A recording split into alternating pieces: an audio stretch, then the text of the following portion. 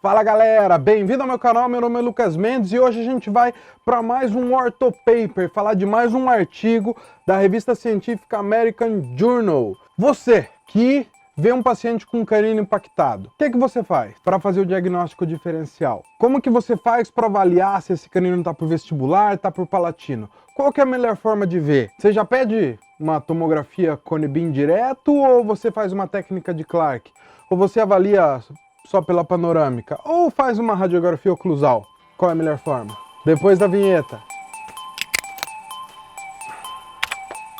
E aí galera, então esse artigo fala justamente disso, tá bom? Ele fala sobre a reliability of different radiographic methods for the localization of displaced maxillary canines.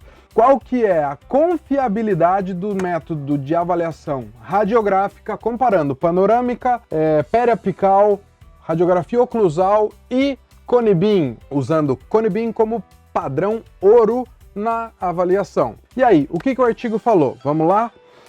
Eles usaram 20 pacientes para fazer a avaliação, compararam então padrão ouro, cone-beam, radiografia panorâmica, radiografia periapical com a técnica de Clark e radiografia oclusal. O objetivo era avaliar se havia possibilidade de diagnosticar se o canino estava por vestibular ou por palatina, se havia reabsorção do dente, da raiz do dente adjacente, se havia reabsorção da raiz do incisivo lateral ou se havia reabsorção de algum dente, de a raiz de algum dente. Comparando essas três formas de diagnóstico, eles observaram que pacientes que eram diagnosticados apenas com a radiografia panorâmica, a avaliação da posição do canino referente a vestibular ou palatina não tinha reprodutividade, ou seja, o erro entre um avaliador e outro avaliador era muito alto, não dando a reprodutibilidade.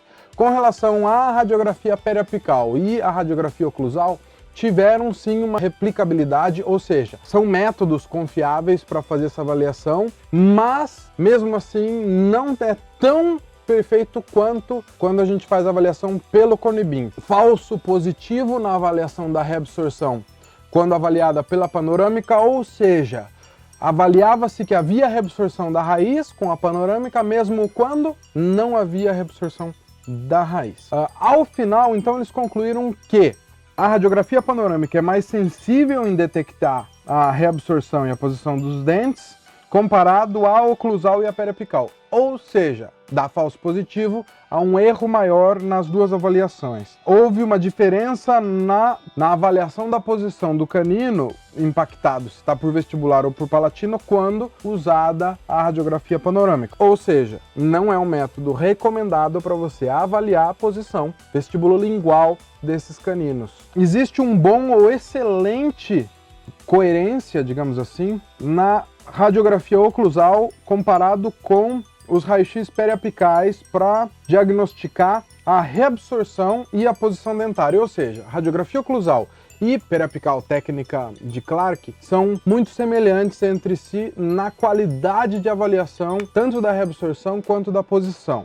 Já quando a gente fala da tomografia cone-beam, houve 100% de concordância entre todos os avaliadores, todos os ortodontistas, nas imagens cone-beam, tanto com relação à reabsorção quanto com relação à posição vestibulolingual desses caninos. Ou seja, a tomografia cone-beam ainda é um método de eleição, é a melhor opção quando a gente tem um canino impactado. Ah, mas e o índice de radiação que a tomografia cone-beam acaba emitindo nesse paciente? Tomógrafos cone-beam mais atuais, o índice de radiação é muito compatível com o próprio índice de radiação de uma radiografia panorâmica. Eles também adicionam que você consegue segmentar o posicionamento, colimar a posição só para aquela região do canino, diminuindo mais ainda a radiação. A gente pode concluir desse trabalho que, pela confiabilidade do método, a melhor opção. Tem um canino impactado?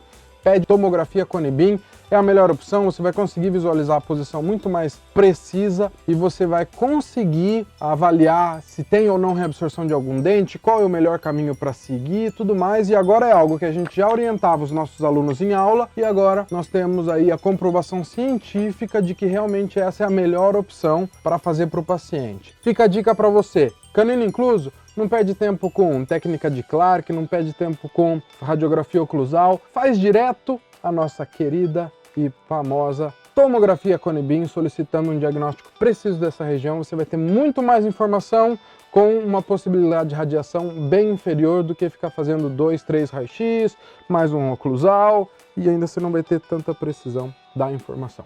Fica a dica, um forte abraço e se gostou desse canal, lembra de se inscrever, marca no sino para você ser alertado dos nossos próximos vídeos.